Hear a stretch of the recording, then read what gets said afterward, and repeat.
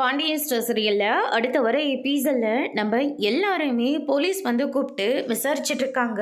மயில் பண்ண குடும்பம் எல்லா விஷயத்தையும் வீட்டில் இருக்கிற எல்லாருமே வந்து சொல்கிறாங்க. இதை கேட்டோன்னே இன்ஸ்பெக்டருக்கு ரொம்பவே குழப்பமாக இருக்குது. அதுக்கு அடுத்ததாக நம்ம ராஜியோட அப்பாவையும் அம்மாவையும் கூப்பிட்டு விசாரிக்கிறாங்க.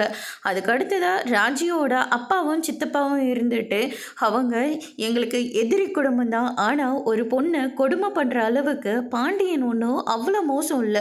30 வருஷம் ஆகுது அந்த குடும்பத்தோட பேசி பழகி. ஆனால் இது வரைக்கும் என் தங்கச்சி ஒரு நாள் கூட கண்ணு கசக்கினதே கிடையாது அப்படின்னு சொல்லிட்டு நம்ம சக்திவேலும் முத்துவேலும் வந்து சொல்கிறாங்க. இதை கேட்டோன்னே போலீஸ்க்கே டவுட் வருது. அதுக்கு அடுத்து தான் வந்து பார்த்திங்கன்னா பாக்கியத்தை கூப்பிட்டு விசாரிக்கிறாங்க. பாக்கியம் கிட்ட உங்கள் பொண்ணை நீங்கள் பொய் சொல்லி தான் கல்யாணம் பண்ணி வச்சிங்களா? 1000 பொய்யை சொல்லி ஒரு கல்யாணத்தை பண்ணலான்னு அப்பாவே சொல்லியிருக்காங்க. நான் சொன்னதெல்லாம் ஒரு பொய்யே இல்லை அப்படின்ற மாதிரி சொல்லிடுறாங்க. நீங்கள் எதுக்கு பொய் சொல்லி கல்யாணம் பண்ணி வச்சிங்க? பொய் சொல்லி கல்யாணம் பண்ணி வைக்கிற அளவுக்கு அந்த குடும்பம் ஒன்றும் அம்பட்டு மோசமான குடும்பம்லாம் கிடையாது. நீங்கள் பண்ணது தப்பு தானே, ஆனால் இதில் பொய் கம்ப்ளைண்ட் வேறு கொடுக்குறீங்க.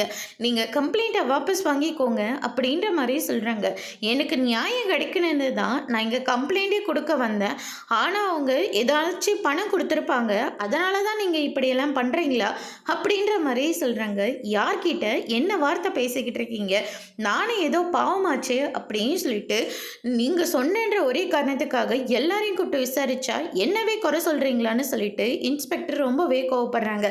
அதோட பிரம முடிச்சிருக்காங்க.